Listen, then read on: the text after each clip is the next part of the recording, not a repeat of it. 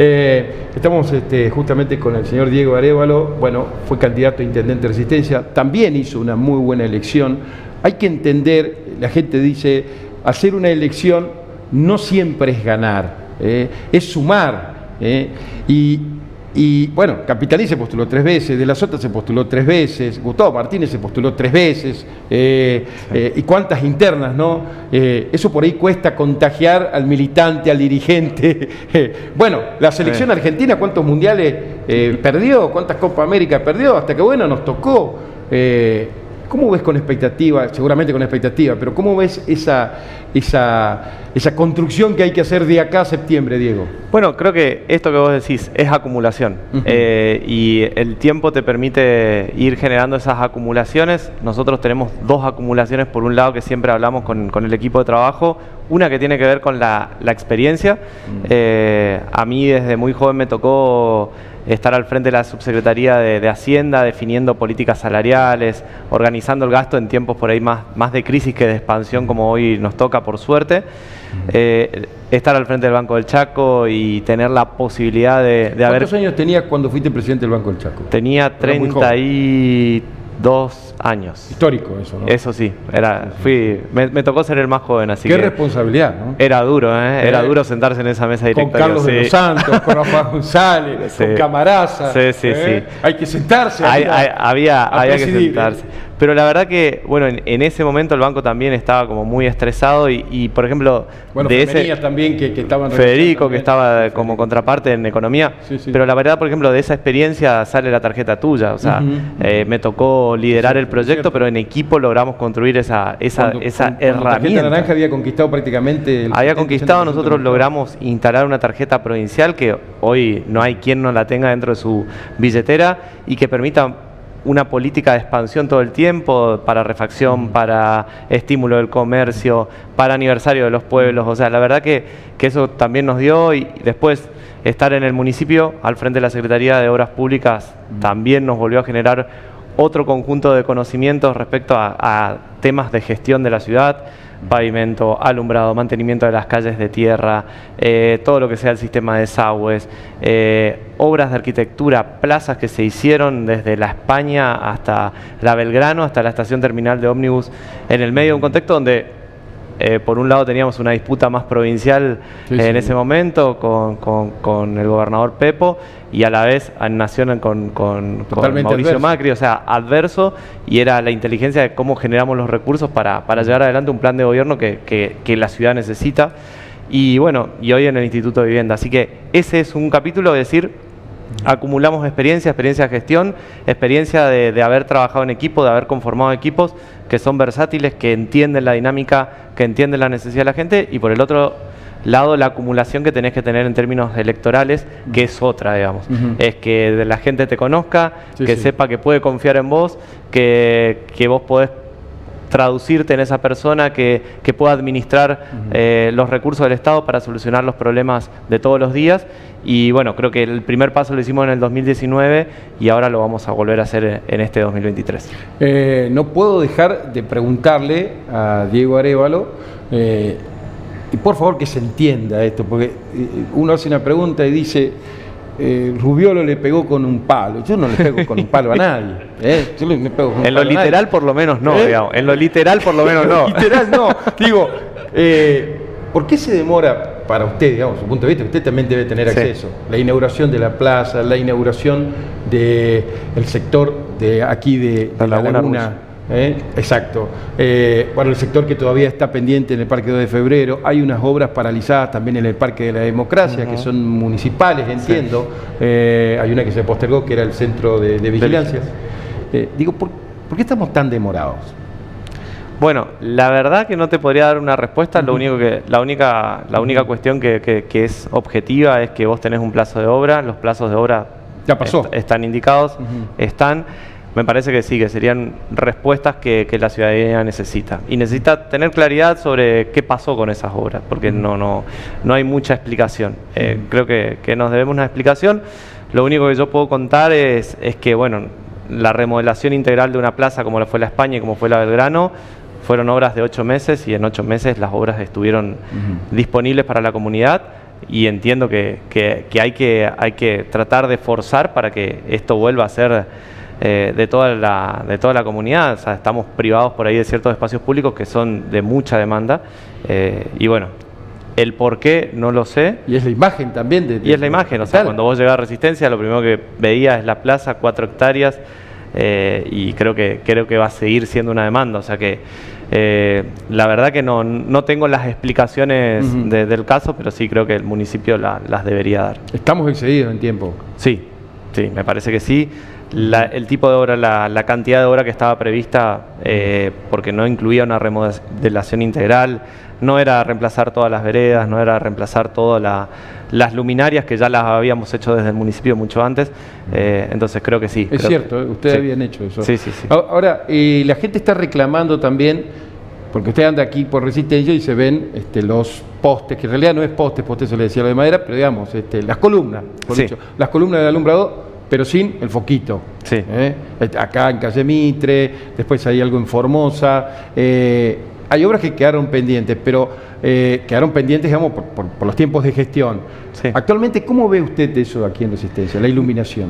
A ver, claramente es una demanda y es la más grande, te diría. O sea, si vos me ponés cuáles son las dos demandas que nosotros percibimos que la gente necesita, es cómo me ordenás el tránsito, cómo me ordenás la vía, porque necesito moverme, ya sea porque tenés una interrupción de tránsito por piquete, por bacheo, porque hay una congestión en ciertos horarios picos, porque no funcionan los semáforos, porque estacionamos a la izquierda y a la derecha y hay falta de control. O sea, el tema de la tracción a sangre. La tracción a sangre, o sea, son todos elementos que hacen a la movilidad urbana y que la verdad que es una demanda terrible de la gente. Y la segunda tiene que ver con la iluminación, porque la iluminación es seguridad y es la parte de seguridad que le corresponde al municipio y eso es indelegable.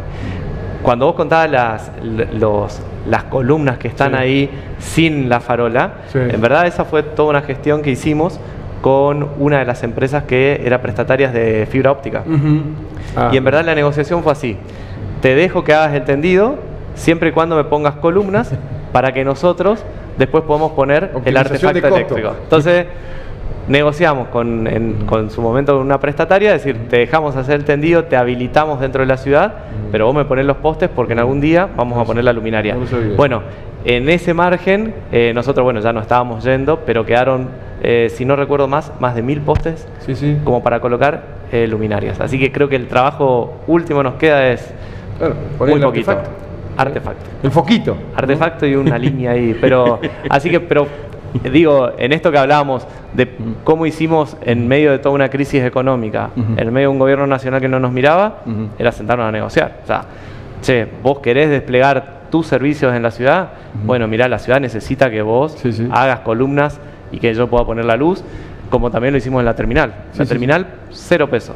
La terminal la renovamos con los concesionarios y le dijimos, o lo hacen o nosotros le quitamos la concesión. Sí, porque además había problemas y todo eso, pero Diego, ¿cómo se hace para volver a conquistar al resistenciano? Porque Resistencia es un electorado muy difícil.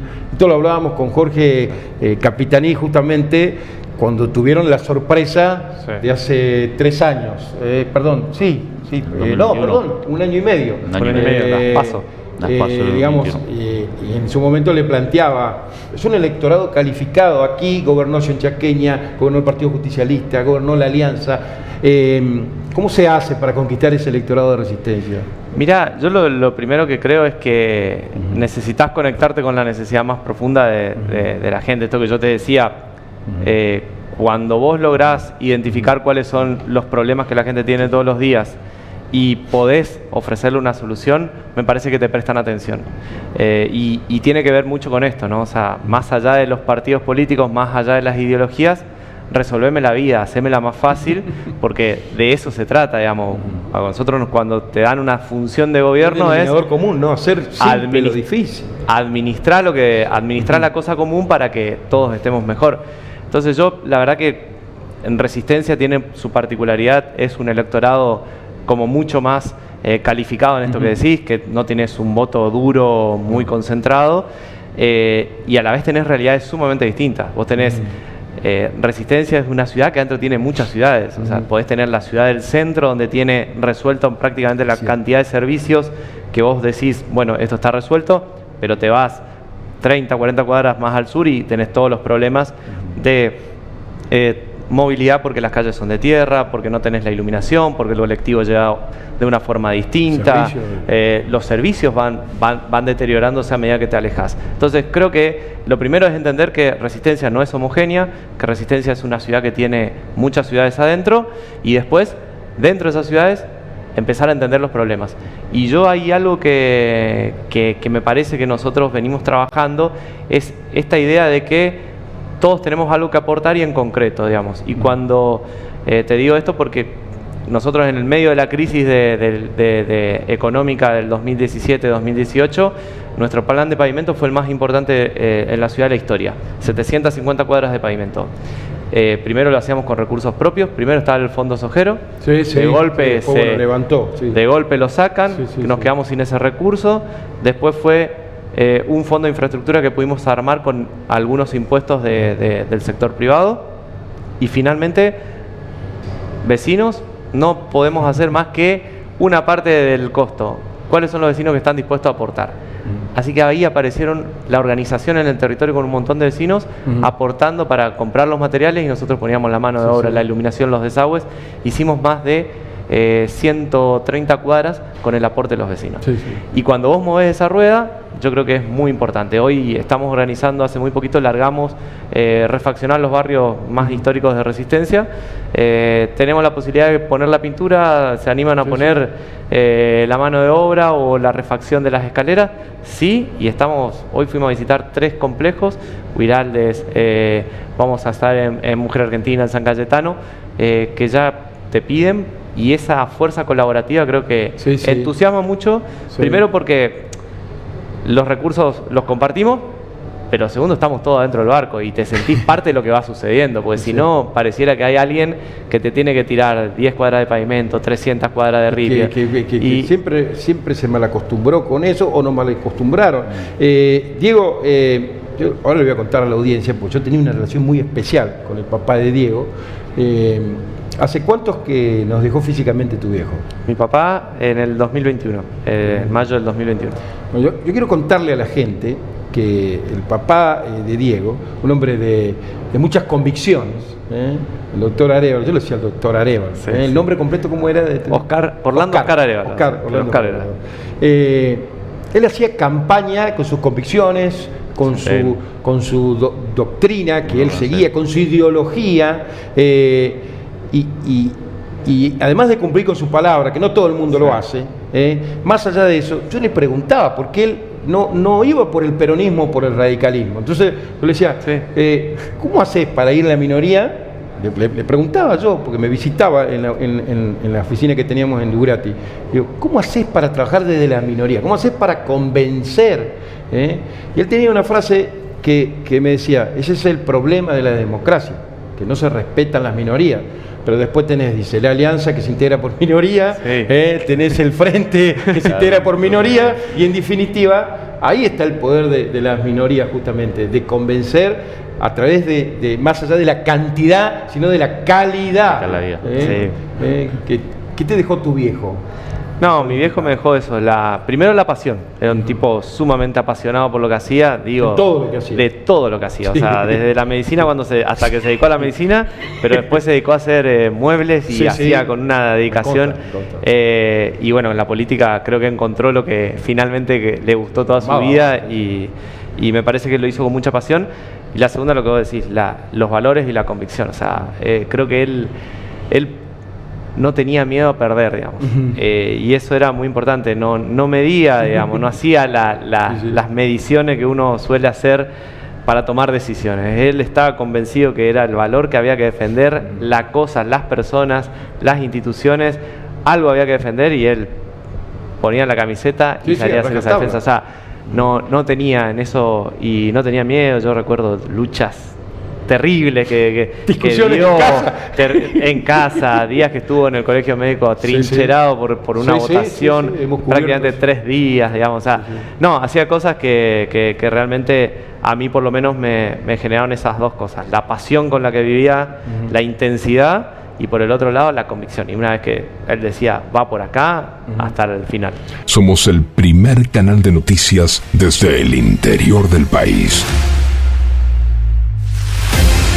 Transmite desde el histórico Chalet Rapaccioli, Resistencia, Chaco, Norte Grande Federal. Somos periodismo con historia.